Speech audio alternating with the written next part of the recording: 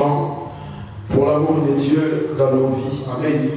Vous savez, la parole dit, il renouvelle. Amen.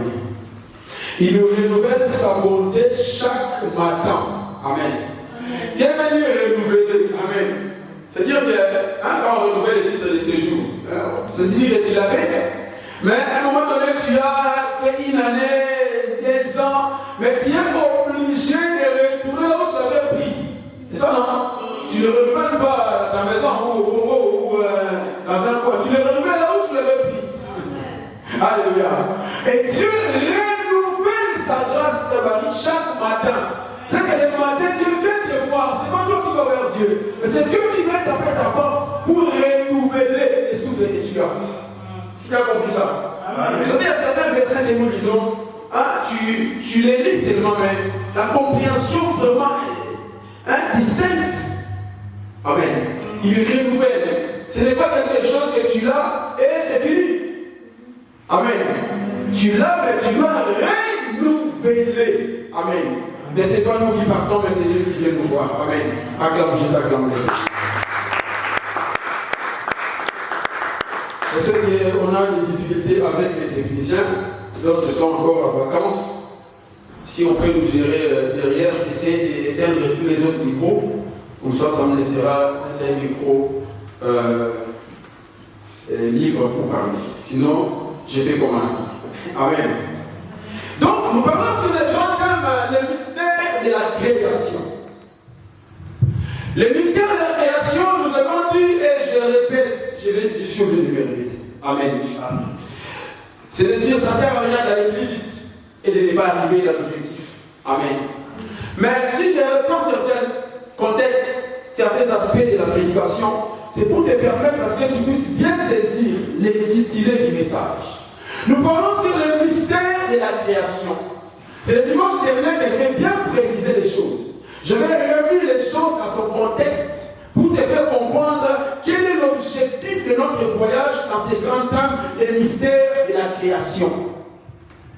Nous avons dit, le Seigneur, si je te dis ou quelqu'un te dit quelque part dans la rue que la création commence dans Genèse chapitre 1, la personne là t'a menti. Amen. Si je te dis que voilà, la création commence dans Genèse 1, verset 1, je te dis non, je t'ai menti. Amen. Mais dans Genèse chapitre 1, le verset 1, on nous parle de la création. Mais la création ne commence pas dans Genèse 1, 1. La création commence bien au-delà des frontières, bien au-delà de ce que nous voyons dans Genèse 1. Mais toute la création, la manière dont cela a commencé, a été créé, sont expliquées dans toute la Bible. Je donne un exemple. Il y a des doctrines qui te diront, qui vont te dire, Dieu n'a pas créé les eaux. Dieu est venu trouver l'eau déjà en train de fonctionner. Amen. C'est un mensonge. Pourquoi? Parce que la Genèse chapitre 1, on nous explique pas quand est-ce que Dieu a créé l'eau ou la mer. On nous dit seulement que Dieu a séparé les eaux d'en haut et les eaux d'en bas. Alléluia. Mais quand tu lis très bien les textes, dans Psaume 95, verset 5, la parole me dit, la mer est à lui et c'est lui qui l'a créée. Donc c'est Psaume 95 qui nous révèle que c'est Dieu qui a créé la mer. Mais la Genèse 1, on ne nous montre pas comment Dieu a créé la mer. Alléluia. Acclame Jésus, acclame le Seigneur. Nous étions en train d'expliquer que Dieu a créé. Est-ce qu'on peut nous afficher Colossiens 1, verset 15 à 16? Colossiens chapitre 1. Je pense que c'est ça, je ne l'ai pas devant moi, mais on va voir Colossiens 1, chapitre 15. Colossiens chapitre 1. Comme j'avais dit, les techniciens ne sont pas là, donc on est en train de débrouiller. Si le frère est en retard, vous allez le supporter. Amen. Voilà, Colossiens chapitre 1, le verset 15, verset 16, allez-y. Regardez. Car en lui ont été créées toutes les choses. Amen. Amen. Qui sont dans les cieux et sur la terre. Là déjà on comprend les mondes et ce qui les renferme. Amen. Tout ce qui est dans les cieux au pluriel, tout ce que tu sais, tu connais, tu vois dans les cieux, que tu sais les étoiles, la lune, tout ce que tu connais, la Bible dit, en lui, toutes les choses ont été créées dans les cieux et sur la terre. Et sur la terre, maintenant, tu sais ce qui s'est créé, la terre sur la terre. La mer, les oiseaux, les arbres, les hommes, les femmes. Ainsi, la Bible dit, dans les cieux et sur la terre. Mais ce n'est pas fini. Parce que Genèse 1, verset 1, nous rappelle et nous dévoile la création de ce que nous on voit. C'est cette création des premiers paragraphes dans les cieux et sur la terre. Point. Amen. Quelqu'un est là-bas. Maintenant, le texte met virgule. En toutes les choses ont été créées dans les cieux et sur la terre, les visibles et les invisibles. Et dans Genèse chapitre 1, on ne parle pas des visibles et des invisibles. J'avais donné l'exemple des invisibles. Dieu a créé les visibles et les invisibles. C'est que nous on voit et c'est que nous on ne voit pas. C'est qu'on ne voit pas. Par exemple, les vents. Amen. C'est Dieu qui l'a créé. Ce sont des créations des invisibles. Dieu a créé les anges. Amen. C'est ce que quand même on ne voit pas. C'est ça les invisibles. Dieu a créé les chérubins. Dieu a créé les esprits. Amen. Ça c'est la création des visibles et les invisibles. Mais c'est pas fini.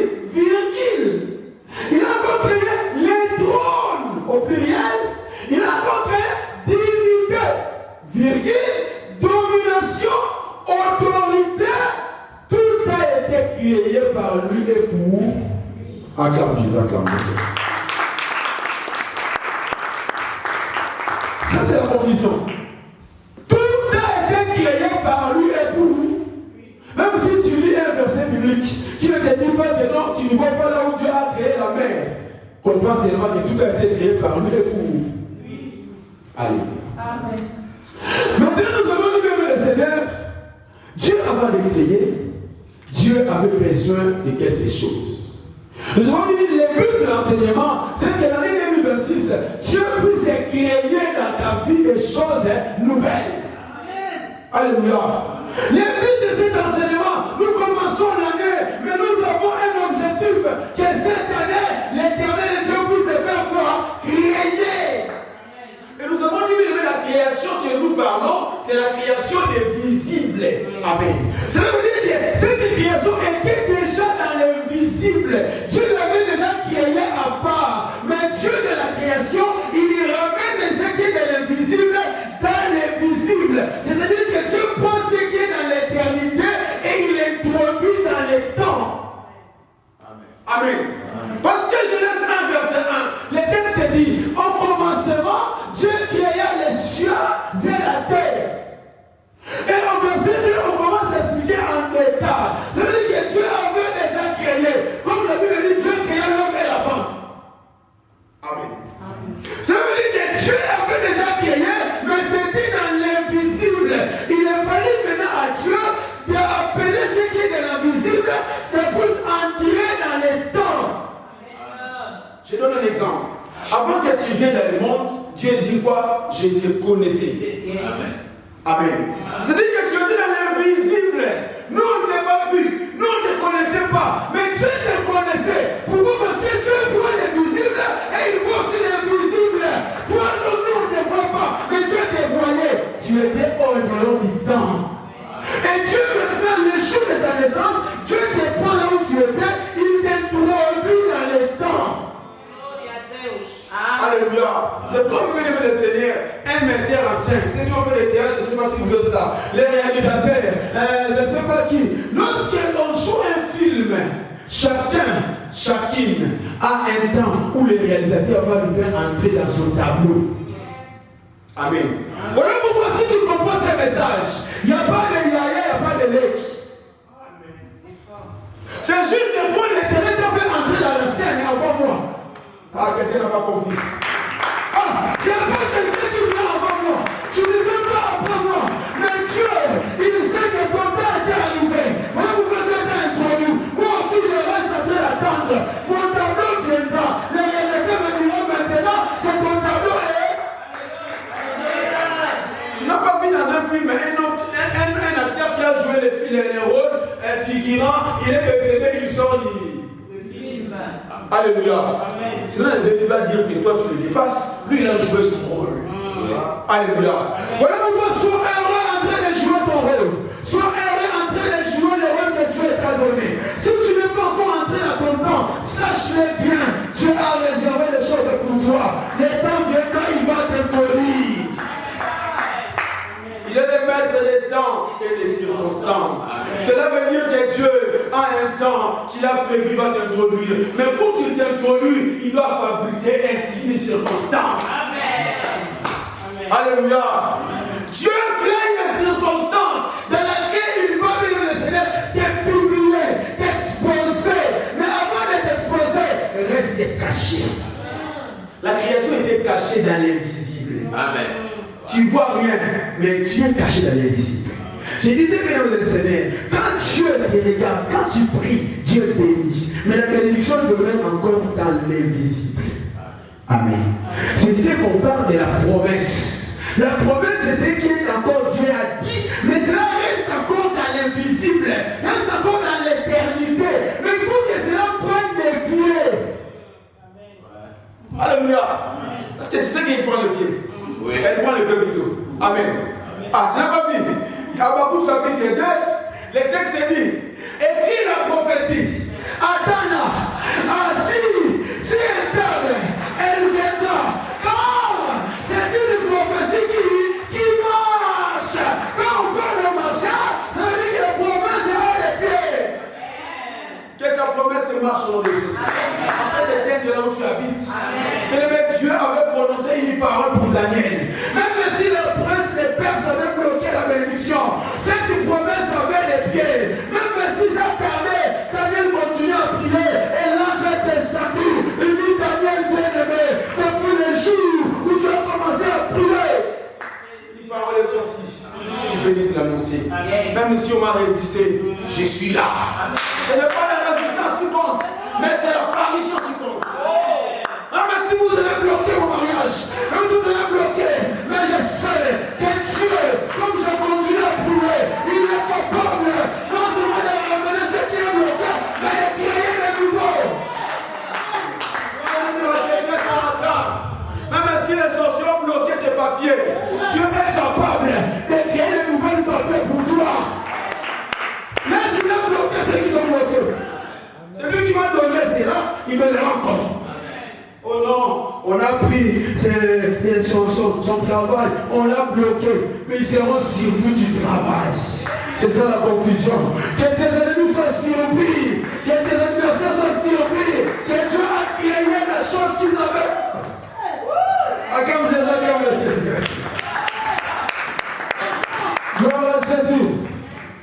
Bien, les textes disent, le Seigneur, Dieu a commencé à créer. Mais Dieu avait besoin de quelque chose. J'avais dit, le Seigneur, Dieu pour travailler, collaborer avec toi, il a besoin de quelque chose en toi. Dieu ne travaille pas avec des gens qui ont les mêmes vies. Non. Jamais. Dieu ne fonctionne pas avec des gens qui n'ont rien. Dieu travaille avec des gens qui ont quelque chose. Voyez-vous, quand Dieu avant de créer, il avait besoin de quelque chose. Nous avons dit que c'était la parole. Et rien de ce qui a été créé a été créé sans elle. Amen. Ça veut dire que même les plus puissants, sans la parole, incapable de créer. Amen. Ça veut dire qu'avant de commencer la création, commence d'abord avec quelque chose. Voilà pourquoi Dieu, quand il vient chez Moïse, pour l'envoyer, Dieu dit à Moïse, qu'est-ce que tu as dans ta main? Alléluia. Hosanna. Quand il vient chez Gédéon, il dit à Gédéon, va avec la force que la force que tu as. C'est que tu as. Gardez-la précisément. C'est ce qui servira à ce que Dieu collabore avec toi pour que ça crée les choses. Ne te néglige pas. Alléluia. Ne te vois pas inutile. Ne vois pas ce que Dieu t'a donné. Ce que tu as, c'est rien du tout. Mais Dieu se servira de ce que tu as. En fait, que la gloire de Dieu soit révélée. Il a choisi des choses faibles, des choses viles, des choses folles, celles qu'on n'a même pas regardées. Alléluia.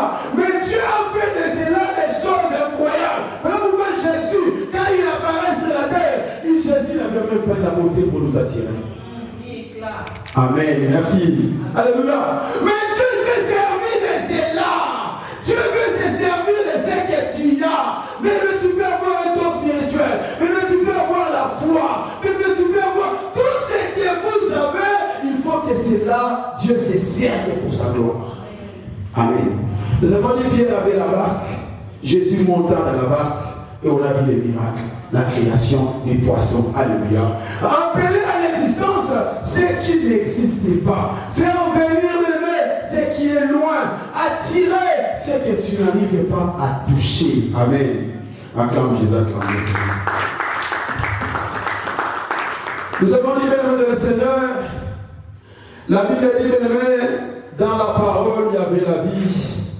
Et bien le Seigneur, nous avons dit il faut chercher à ce qu'il y ait en toi qu'il y ait la vie. Amen. Et la vie était la lumière du monde. Nous avons dit la lumière, c'est le Saint-Esprit. Il faudrait, bien le Seigneur, que tu puisses être une personne qui est conduite par le Saint-Esprit. Alléluia. Que Dieu te fasse grâce, afin que tu puisses comprendre ces choses. Amen. Que Dieu crée.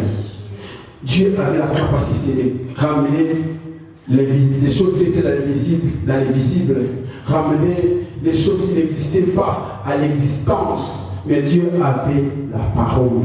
Et Dieu est parti du premier jour, deuxième jour. Toutes ces étapes, ça va te permettre à ce que quand tu les respectes, quand tu les respecteras, que ça puisse aider le Seigneur à accomplir les choses dont tu as besoin. Amen. Nous avons dit, sans la lumière, tu n'arriveras pas à marcher, tu n'arriveras pas à voir les chemins, tu n'arriveras pas à toucher ce que tu as besoin. Alléluia. Acclame Jésus, acclame Jésus. Nous allons lire un verset biblique dans Marc chapitre 9, verset 55.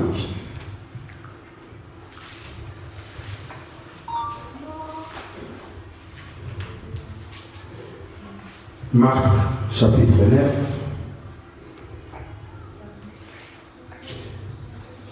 Si on ne le trouve pas dans Marc, je pense que c'est dans Luc chapitre 9.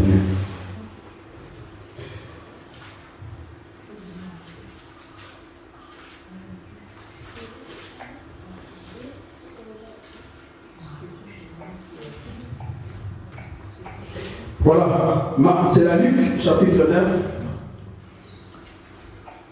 Verset 54 à 55.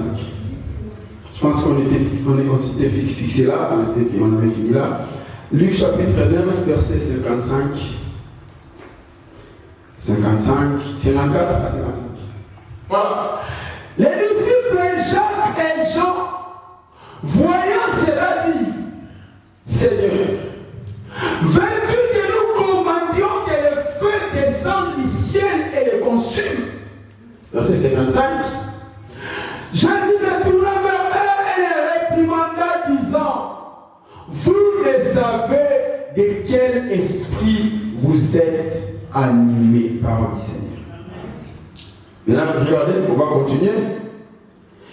Nous étions en train de dire le Seigneur. La parole a servi Dieu de créer. Ça veut dire que sans la parole, Dieu ne peut pas créer. Sans la parole, Dieu ne peut rien faire. Mais cette parole s'est servie de Dieu, que Dieu puisse créer en quelque chose. La première des choses que Dieu avait créées, c'était la parole. Amen. Amen.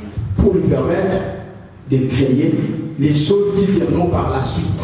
Amen. C'est comme un exemple. Un homme qui veut créer un canapé, créer une chaise. Amen. La première des choses, il a besoin d'avoir la scie ou un marteau. Amen. La scie, le marteau et le clou, ça va lui permettre par la suite de faire sortir quelque chose qui est encore dans sa pensée. Amen. Ça veut dire que Dieu avait d'abord créé la parole. Parce que nous avons dit, tout a été créé par lui et pour lui. Y compris la parole.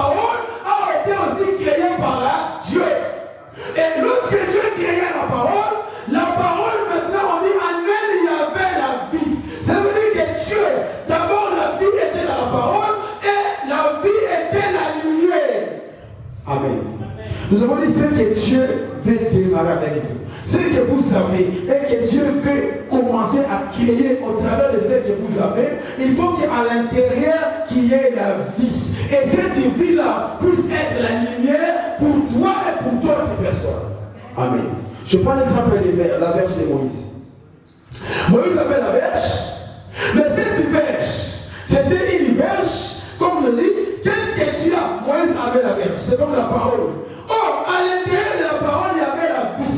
À l'intérieur de la verge de Moïse, il y avait la vie. Cela veut dire que dans l'intérieur de la verge de Moïse, au travers de la verge de Moïse, l'eau pouvait se diviser en deux. Au travers de la verge de Moïse, on pouvait créer, faire appel à l'eau pour qu'il boive. À travers la verge de Moïse, les miracles pouvaient se produire. Parce qu'à l'intérieur, il y avait la vie. Lorsqu'ils ont pris toutes les verges, bien que secs, mais la seule verge qui avait fleuri, c'était celle de Moïse. Amen.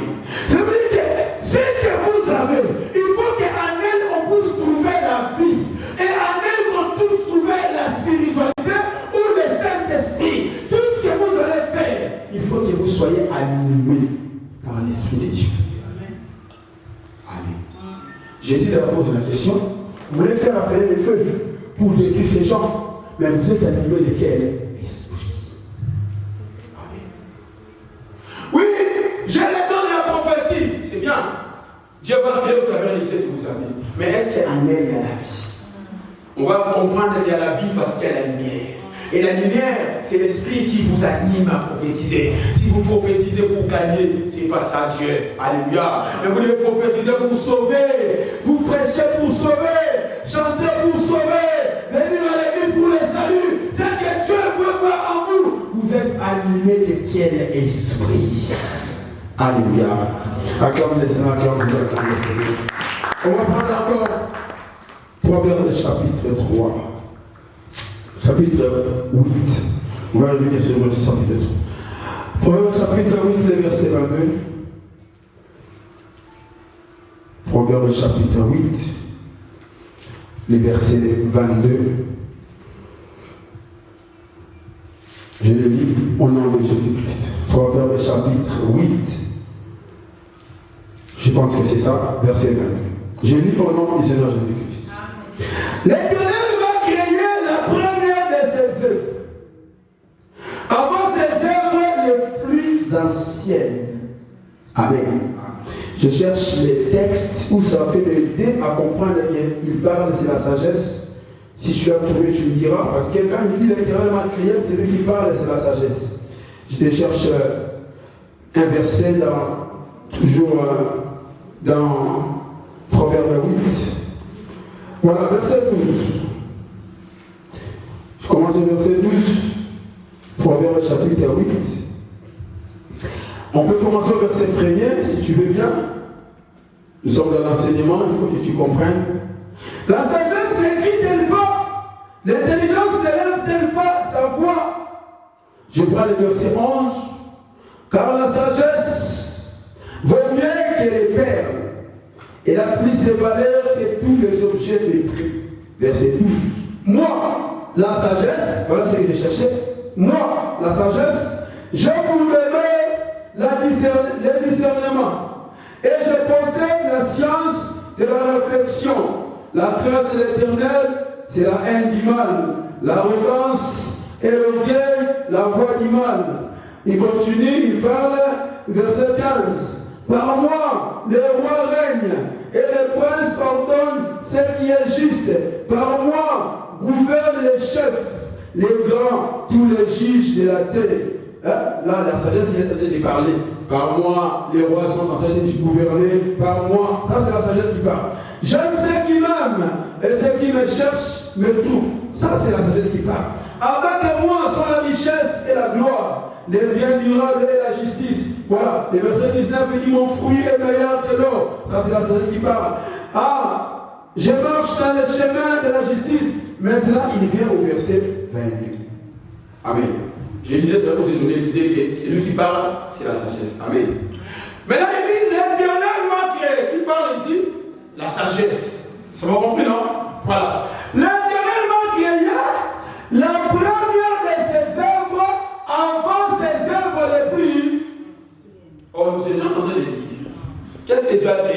toute chose. Si tu m'as suivi, tu vas comprendre. Amen. Ce que Dieu a créé avant toute chose, c'était la parole. Amen.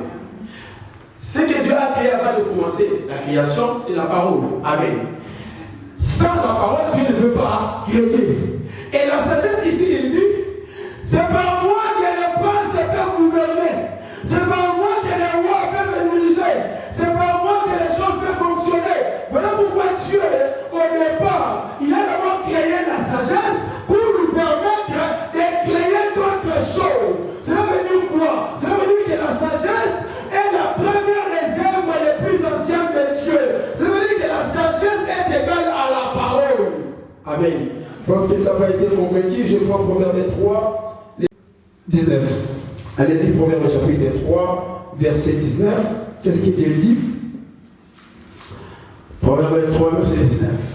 C'est par la sagesse que l'Éternel a fondé la terre. Amen. Est-ce que tu peux acclamer pour ça? J'avais dit la dernière fois, nous allons faire beaucoup de démarches sur les syllogismes bibliques. Amen. Au commencement était la parole était avec Dieu, la parole était Dieu. Amen. Il était avec Dieu et toutes choses ont été créées par là. Maintenant ici on nous dit c'est par la sagesse que l'Éternel a fondé là. Cela veut dire que la sagesse égale la parole. Cela veut dire que la parole qui a servi à Dieu de créer, c'est ça la sagesse que nous parlons aujourd'hui. Voilà pourquoi même le Seigneur, Dieu n'avait pas besoin de plus que ce soit. Dieu avait besoin de la parole comme sagesse. Amen. Je vais citer vraiment, parler vraiment très bas. Vous allez me supporter les hommes de Dieu. Je vais être trop bas pour que tu comprennes. Amen. C'est par la sagesse que l'Éternel a fondé la terre. Or, la terre a été fondée par la parole. Amen. Ça veut dire que la parole égale la sagesse. Alléluia. Celui qui est sage, c'est celui qui a la parole pour créer. Voilà pourquoi Dieu, il dit quand il vient chez l'homme, il dit créons l'homme à notre image. Il ne parle pas avec des anges, il parle avec sa personne et sa sagesse. Avec ma sagesse, je vais créer l'homme. Voilà pourquoi il dit créons. C'est pas que Dieu avait un ange Michael qui l'aidait, non. Dieu n'a pas besoin d'aide. Amen. Dieu n'a pas besoin d'un soutien quelque part. Amen. Dieu a besoin de lui-même. Et Dieu a besoin de sa sagesse. Alléluia. Et cette sagesse que nous parlons de le Seigneur, c'est ça la parole. Je suis en train d'insister. Sans la sagesse, tu ne peux pas diriger. Sans la sagesse, tu ne peux pas créer. Sans la parole, tu ne peux pas créer. Sans la parole, tu ne peux pas diriger.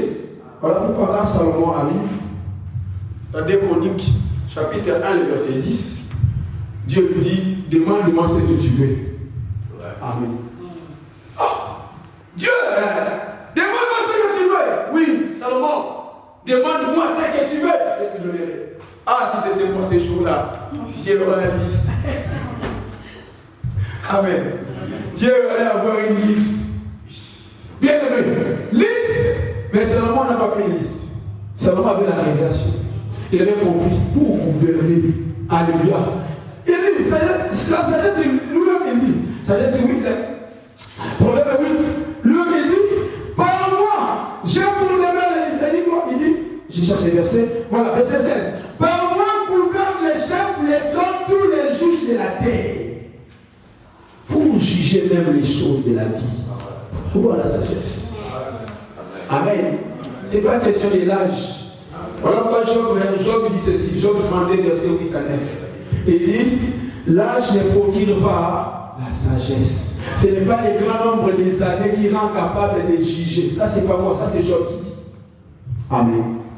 Ça veut dire que la sagesse, par elle, tu peux venir gouverner, tu peux venir gérer. Voilà pourquoi Dieu, ou Salomon, quand il croise à Dieu, il dit, Seigneur, donne-moi la sagesse pour que je puisse conduire les bêtes. Parce qu'il savait que dans la sagesse, il y a de l'or. Dans la sagesse, il y a des diamants. Dans la sagesse, il y a toutes les choses. Dans la sagesse, il y a tout. Dans la sagesse, il y a tout. Et Dieu a été surpris. Il dit, comment tu sais ces choses? Tu n'avais pas la Bible.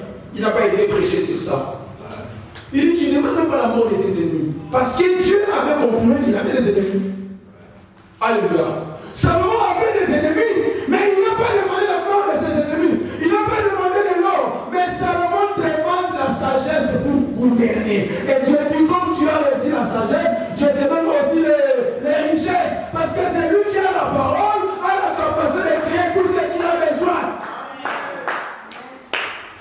Bien-aimé, je te donne ce qui va te permettre d'appeler à l'existence ce qui n'existe pas. Amen, toutes les choses. Aujourd'hui, les gens refusent la sagesse, refusent la parole, mais ils sont attachés aux choses que la parole a créées. Les gens abandonnent l'argent, abandonnent la machine qui fabrique l'argent, mais ils sont attachés à l'argent. Attache-toi à la source. Et non au résultat. Acclame Jésus, acclame Jésus. Voilà pourquoi, mes Seigneur, la parole doit être la seule chose qui va nous permettre de gagner. La parole est la seule chose qui va nous permettre de monter. La parole est la seule chose qui va te permettre d'être bien sur la terre. Mais combien de gens aujourd'hui refusent la parole et l'enseignement? Alléluia. Regardez, un jour dans une famille, je connais cette famille. Les pères voulaient bénir l'aîné. L'aîné, il était en retard. La maman a fait les trucages avec les cadets. Ils ont remporté, ravi la bénédiction de l'aîné. Je parle d'Esaü, je parle de Jacob. Maman et son fils ont fait quelque chose. Ils ont fait un tricage. Ils ont volé la bénédiction d'Esaü. Ah! Esaü pleurait. Esaü, il arrive. Il dit, papa, n'as-tu pas d'autre? Il dit, ton frère est venu avec un ruse.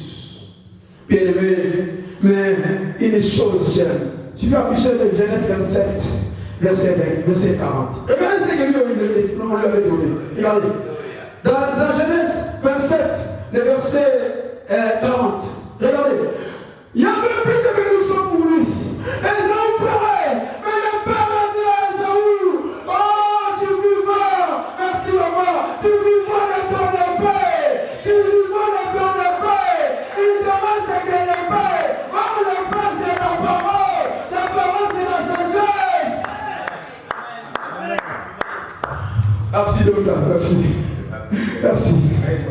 Alléluia. On doit tout voler, mais quand on ne voit pas la parole, l'épée c'est la parole. Vous savez, dans les armes spirituelles, les parties, nous avons les boucliers, les chaussures,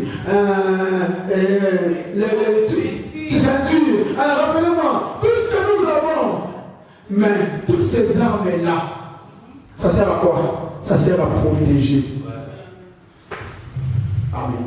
Voilà. Toutes ces armes-là qu'on parle dans les 6. Hein, papa José, ça sert à protéger. Tu vois les militaires, quand ils ont les boucliers, pour que quand tu jettes la pierre, ils vont parler, ça passe pas. Ah, quand ils ont les gilets par balle, c'est pour que la balle ne rentre pas. Quand ils ont les pieds, c'est pour que les serpents ne poussent pas. Tout ce qu'ils laissent dans la ceinture, pour que les vêtements ne tombent pas. Tout ça c'est pour protéger. Mais il y a une seule arme. C'est la seule arme qui se servira à attaquer l'ennemi. C'est la parole, c'est l'épée de l'esprit qui est la parole de Dieu. L'épée sert à attaquer. C'est par la parole que tu vas commencer à attaquer, à tuer les ennemis, à détruire par la parole.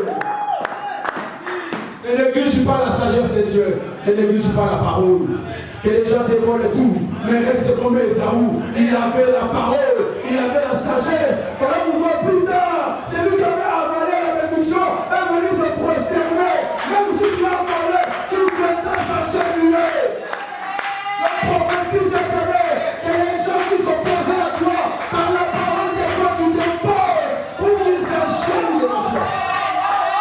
Ça va venir s'acheter. Je le disais. Alléluia. La parole, la sagesse de Dieu. Alléluia. Bien-aimé dans le Seigneur, il faut que tu connaisses les choses. Dieu veut que tu connaisses cette vérité. Dieu veut que tu saches les choses par lesquelles ta vie sera bénie. Alléluia. Acclame Jésus, acclame le Seigneur. Bien regardez. Dieu, après avoir commencé à créer, Dieu il sépara. Amen. Par la lumière Dieu sépara la nuit et les ténèbres. Amen. On va lire le Genèse chapitre 1, le verset 2. On va prendre le verset 2. Genèse chapitre 1, le verset 3, 4, là où on passe vers la deuxième journée, voilà. Deuxième jour, on parle en Genèse chapitre 1. Là, on parlait sur le premier jour, là, on va passer sur le deuxième jour. Il reste encore 10 minutes. Les textes disent ceci. Dieu appela l'hiver jour et il appela les ténèbres nuit. Ainsi, il y a un soir, il y a un matin. C'était les premiers jours. Verset 6. Allez-y, verset 6. Si les frères Christ se ferment la porte pour le froid, on va continuer. Verset 6. Genèse 1, verset 6. Regardez. Dieu dit qu'il y a une étendue entre les eaux et qu'elle sépare les eaux d'avec les eaux. Et Dieu fit l'étendue et il sépara les eaux qui sont au-dessous de l'étendue d'avec les eaux qui sont au-dessus de l'étendue. Et cela fit ainsi. Dieu appela l'étendue ciel. Ainsi il y eut un soir et il y eut un matin. Ce fut le second jour. Alléluia. Dieu ne commence pas d'abord à appeler, à créer la terre, à créer les choses. D'abord, on a appris, c'était d'abord la parole qui commence, la scène commence par la parole. Et deuxième jour comme ça, Dieu va maintenant séparer. Ah, Dieu! Au lieu de commencer à créer l'homme, mais Dieu ne commence pas à créer les oiseaux, ni les étoiles, ni la lumière. Mais Dieu commence d'abord à séparer. Tu as la parole, tu as la sagesse. Mais le deuxième jour arrive, c'est le jour où Dieu ne commence pas d'abord à travailler avec toi, à créer ce que tu as besoin, les mariages, les diplômes, tout ce que tu sais. Mais Dieu commence d'abord à séparer. La séparation commence là-bas. Amen. Il faut qu'il sépare les eaux d'en haut et les eaux d'en bas. Regardez, le texte dit Dieu appelle l'étendue ciel. Et il y eut un soir, il y eut un matin. La première des choses, Dieu commence à créer l'étendue d'en haut, ciel. Amen. Bien-aimé dans le Seigneur, si tu veux, tu as la parole. Mais si tu veux que les choses, la sagesse que tu as, ça puisse te permettre d'avancer, il faut que le ciel soit là. Amen. Il faut que le ciel soit, parce que le ciel va te donner la rosée. La rosée va te permettre de faire germer les fruits. Alléluia. Si le ciel n'est pas là, si tu n'es pas en connexion avec le ciel, la pluie ne tombe pas. Même si tu crées des champs, des hectares, tu crées, je ne sais pas quoi, mais à un moment donné, ça va flétrir, ça va sécher, parce que le ciel n'est pas là. Alors, Dieu ne peut pas commencer à créer des arbres, commencer à créer des animaux, si d'abord le ciel n'est pas là. Amen. C'est bien là. Alléluia. Comme Jésus pour ça, les Dieu commence à séparer. Maintenant, regarde bien dans ta vie. Dieu veut commencer à travailler avec toi, mais sépare-toi des choses mal et des choses mauvaises. Commence à avoir une initiative, une sagesse qui va te permettre de séparer. La séparation, c'est de choisir le bon côté. C'est de connaître que là, il faut que je les sépare avec d'autres. Éviter les mélanges. Sépare. Amen. C'est-à-dire, le Seigneur, pour être en contact avec le ciel, il faut avoir une mentalité qui te pousse à séparer le bien et le mal. Sinon, Dieu n'agit pas. Sinon, le ciel ne donne pas les fruits. Alléluia. Le ciel sera en contact avec toi lorsque tu sais séparer. Amen. La parole me dit, quel rapport y a-t-il entre lumière et ténèbres? Tu vas m'aider avec les versets. Je ne sais pas si c'est 1 Corinthiens 6. Ah, je ne t'ai pas montré comment trouver les versets automatiquement. On va aller comme ça. Amen. Quel rapport y a-t-il entre lumière et ténèbres? Ça veut dire que Dieu te pose la question, commence d'abord à séparer. Amen. Je vais chercher ça, 1 Corinthiens chapitre 6. Vous allez me permettre de le trouver. si j'ai encore une bonne mémoire. 1 Corinthiens chapitre 6, verset 15. Je ne pense pas que c'est ça. Voilà, verset 14. Il y a aussi cité, c'est 2 Corinthiens peut-être. Aidez-moi si vous l'avez trouvé, 2 Corinthiens 6, allez voir si c'est ça. Allez voir 2 Corinthiens 6. Quel rapport y a-t-il entre lumière et ténèbres? Quel rapport y a-t-il entre Christ et Bélial? Voilà, c'est 2 Corinthiens 6, verset 15. Quand même, on l'a trouvé. Amen. Regardez. Verset 14. Allez-y. 2 Corinthiens 6, 14 jusqu'à 17. Regardez. Ne vous mettez pas avec les infidèles sous un joug étranger. Car, quel rapport y a-t-il entre la justice et l'iniquité? Ou qu'il y a-t-il des combats entre les lumières et les ténèbres? Verset 15. Quel rapport y a-t-il entre Christ et Bélial? Amen. Souvent tu entendras l'évangile Sarandi parler de Bélial, comprends que Bélial c'est le fils du malin. Amen. Quand je te dis, celui-là c'est un Bélial, on comprend c'est un langage biblique des fils du malin. Quel rapport a-t-il entre Christ et Bélial? Ou quel part a les fidèles avec les fidèles? Verset 16. Quel rapport y a-t-il entre les temples de Dieu et les idoles? Car nous sommes les temples du Dieu vivant, comme Dieu l'a dit. J'habiterai et je marcherai au milieu d'eux. Je serai leur Dieu et ils seront mon peuple. C'est pourquoi sortez du milieu d'eux et séparez-vous, dit le Seigneur. Ne touchez pas à ce qui est impur et je vous accueillerai par le Seigneur. Et le Dieu veut te dire une vérité. Sépare. C'est-à-dire qu'il y a beaucoup de gens qui sont croyants, enfants de Dieu, mais qui n'ont jamais séparé les ténèbres et la lumière.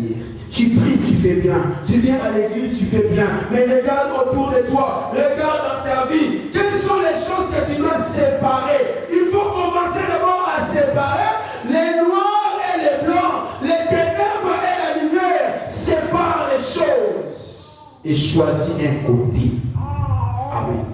Ça, je suis en train de t'expliquer comment entrer en contact avec le ciel. Pour que le ciel puisse marcher avec toi. Le texte dit que la volonté de Dieu, c'est pas ce qui se passe sur la terre, soit en accord avec ce qui est dans le ciel.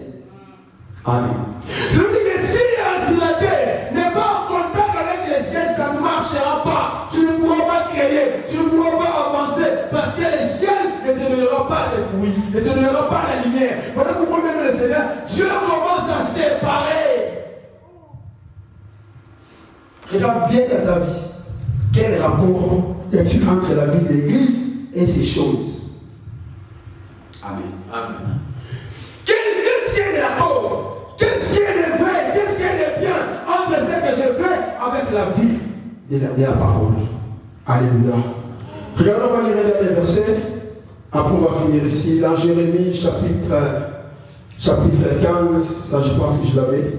Voilà. Jérémie 15. Verset 18 à 19. Jérémie 15. Voilà, 18 à 20. Ça, je peux fermer. Comme ça, on est presque à la fin. Amen. Regardez. Quel est le texte? Pourquoi la souffrance a-t-elle continué? Ça, c'est Jérémie qui prie, qui dit à Dieu. Pourquoi la souffrance? Il dit encore, pourquoi ma plainte est douloureuse? Elle ne veut-elle pas se guérir? Il dit à Dieu, serais-tu pour moi une source trompeuse? Ah, pourquoi ça l'a dit? Non, Dieu ne ment pas. Alléluia. Vérifie. Peut-être qu'il y a quelque chose qui ne va pas. C'est nous qui est le problème, ce n'est pas Dieu qui est le problème. Alléluia. Jérémie dit, mais peut-être que tu me mens. Dieu dit, serais-tu pour moi comme une source trompeuse, comme une eau dont on n'est pas sûr? Non, il y a toujours de la sûreté dans l'eau qui sort de la source de Dieu. On a toujours été sûr, confiant, plus que confiant avec ce qui est de Dieu. Mais regarde verset 19. Dieu répond maintenant. Dieu répond. Qu'est-ce que Dieu dit? Quand Dieu répond, il dit, c'est pourquoi ainsi parle l'Éternel. Dieu répond. Il dit, si tu te rattaches à moi, je te répondrai. Et tu te tiendras devant moi. Regardez, si, c'est une condition. Dieu te dit si tu ne sais pas, merci. Si tu ne sais pas, c'est que ce n'est pas Dieu qui ment, ce n'est pas Dieu qu'on n'est pas sûr, mais Dieu te dit si tu ne sais pas de ce qui est précieux et de ce qui est vil. Si tu connais seulement que non, il faut que je commence à séparer. Non, ces vêtements, je dois les séparer avec les vêtements. Ah, ça, pourquoi tu ne veux pas faire ça à l'église? Il y a des vêtements, tu te regardes, tu dis ça, je ne veux pas faire ça à l'église. Mais il faut les séparer aussi dans la vie normale. Si tu ne sais pas, tu dis non, il faut que je sépare. Cette musique, je ne sépare avec les musiques de Dieu, je ne sais pas. Il dit, si tu ne sais pas ce qui est précieux et ce qui est vil, je vais arrêter la mission prière. Qu'as-tu déjà séparé? Qu'as-tu déjà séparé dans ta vie? Ou qu'est-ce que tu veux séparer aujourd'hui? La séparation. Je ne te parle pas de la séparation avec les amis, avec la famille, non, ce n'est pas notre doctrine. Mais je te parle de la séparation de ce qui est précieux et de ce qui est vil. Makambo ya malamu, na makambo ya mabe, makambo ya kitoko, na makambo ya salité. Si tu peux séparer, on va dire on a séparé, ça je ne trouve pas ça bien, je le mets de côté, ça je le trouve bien, je les garde, je mérite que nous sommes prière. Tu peux te lever, j'invite les chantres, venez nous allons adorer le Seigneur. Venez nous allons adorer Dieu. Venez, j'ai vu mon frère James, c'est la venue, nous allons adorer le Seigneur. Maintenant, nous allons chanter là ce morceau. Je vais demander le Seigneur, tu entres à profondeur en connexion avec le ciel. La prière, c'est que le ciel te soit d'accord. Le ciel te soit OK. Venez nous concentrer. Jésus. Jésus, alléluia. Oui, partout, Seigneur. Je dois chanter. Tu vas dire à Dieu, Seigneur, me voici. Dans ma vie. Je me révèle le Seigneur que tu puisses chanter, tu puisses adorer Dieu, le Seigneur, tu puisses prier le Seigneur. Et si dire à Dieu maintenant, j'aimerais que tu m'aides à séparer. J'aimerais sortir de cette salle de séparation, que les choses soient séparées. Alléluia, merci Seigneur. Pendant qu'on chante le main, j'aimerais que tu vois, je sois sûr que le ciel sera d'accord avec toi. Le ciel soit d'accord avec toi. Dieu séparera le deuxième jour. Dieu séparera, alléluia. Merci Jésus, alléluia. Mon Dieu, mon roi, tu es le véritable Dieu, tu es le Dieu redoutable, qui est comme toi, notre Dieu. Merci pour ton amour, merci pour ta fidélité, Jésus. Tu es le véritable Dieu. Merci pour cet instant, Seigneur. Nous croyons en toi, Seigneur. Oh oui, prends tout, Seigneur.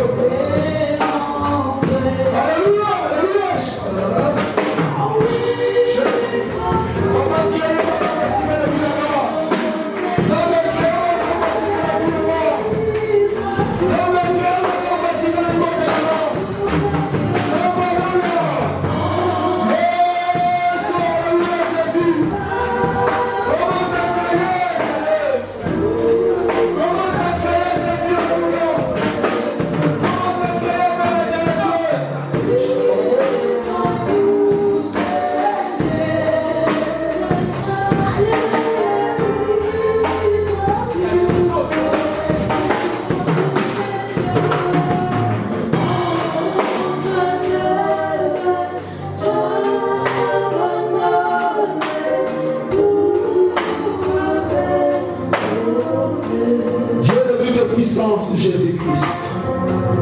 Nous te demandons une chose, Seigneur Dieu.